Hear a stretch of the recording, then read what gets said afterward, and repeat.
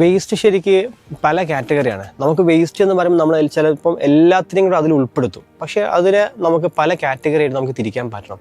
അപ്പോൾ അത് ശരിക്കും നമുക്ക് നമ്മുടെ വിദ്യാഭ്യാസ തലങ്ങളിൽ നിന്ന് തന്നെ, സ്കൂളുകളിൽ നിന്ന് തന്നെ അതിനുള്ള പരിശീലനങ്ങൾ കൊടുത്ത് അതിനുള്ള എന്താണ് വേസ്റ്റ്, എത്രത്തോളം കാറ്റഗറി വേസ്റ്റ് വരുന്നുണ്ട്. നമ്മൾ പലപ്പോഴൊക്കെ നമ്മൾ സ്കൂളിൽ പഠിച്ചിട്ടുണ്ട് ഹസാർഡസ് വേസ്റ്റ് അങ്ങനെയുള്ള കാറ്റഗറി. പക്ഷേ അതിനെ മാറ്റി നമ്മൾ ഈ പറഞ്ഞ താഴെ തട്ടിലുള്ള സെഗ്രിഗേഷൻ ചെയ്യും. നമ്മൾ നോർമലി നമ്മളൊരു വീടുകളിൽ നിന്ന് ഉണ്ടാക്കുന്ന വേസ്റ്റിൽ ഏതൊക്കെ കാറ്റഗറീസ് ഉണ്ട് എന്നുള്ളത് നമുക്കറിയാൻ പറ്റണം. അപ്പോൾ അത് സ്കൂളുകളിൽ നിന്ന് പഠിപ്പിക്കാൻ പറ്റും, വീടുകളിൽ നമുക്ക് മക്കളെ പഠിപ്പിക്കാൻ പറ്റും.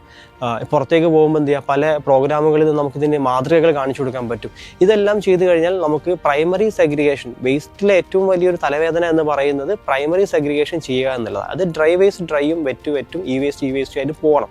അങ്ങനെ വന്നു കഴിഞ്ഞാൽ നമുക്ക് സെക്കൻഡറി സെഗ്രിഗേഷൻ ഈസി ആവും. ഈ പറയുന്ന നമ്മളെ ഹരിതകർമ്മസേന അംഗങ്ങൾക്കൊക്കെ വളരെ ഈസി ആയിട്ട് ഹാൻഡിൽ ചെയ്യാൻ പറ്റും, റീസൈക്ലിംഗ് കമ്പനികൾക്ക് ഹാൻഡിൽ ചെയ്യാൻ പറ്റും.